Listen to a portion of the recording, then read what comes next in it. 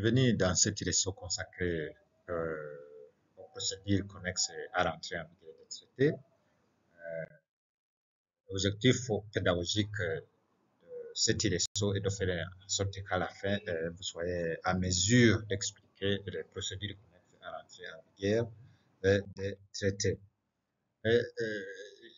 Ici, il sera question de prime abord d'examiner les procédures de dépôt, d'entrée en vigueur et d'enregistrement et de publication des traités.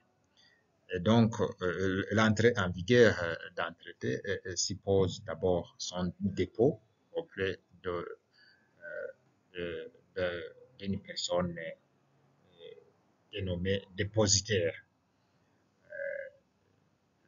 Il suppose aussi son entrée en vigueur, suppose également l'enregistrement et sa publication dans des conditions spécifiées dans chaque traité et dans les articles 76,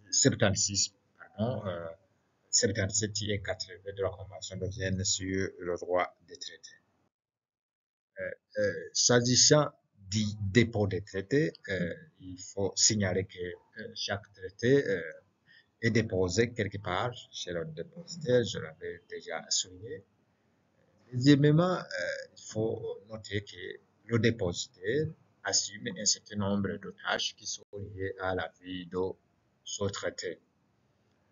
Le dépositaire peut être un État, plusieurs États, voire même une organisation internationale. S'agissant de l'entrée en vigueur, chaque traité prévoit des conditions relatives à son entrée en vigueur en principe.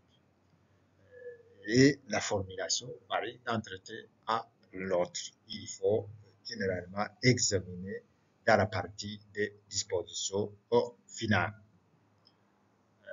L'échange d'instruments de ratification suffit pour l'entrée en vigueur d'un traité bilatéral, mais là aussi, ça dépend des droits internes, ça dépend du régime prévu dans chaque droit interne de chaque État.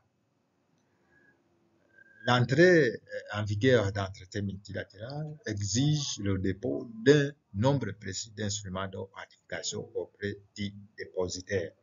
Et chaque traité précise exactement le nombre de ratifications requises et les dates précises à partir de quoi le traité pourra entrer en vigueur. En ce qui concerne l'enregistrement et la publication des traités,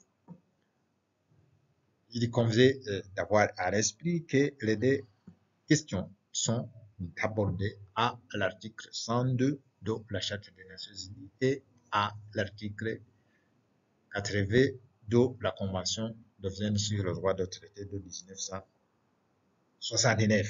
Pourquoi enregistrer et publier les traités? Il faut éviter, c'est pour éviter des traités secrets. Ainsi, tous les traités doivent être transmis au secrétaire général des Nations Unies après leur entrée en vigueur au fait d'enregistrement et de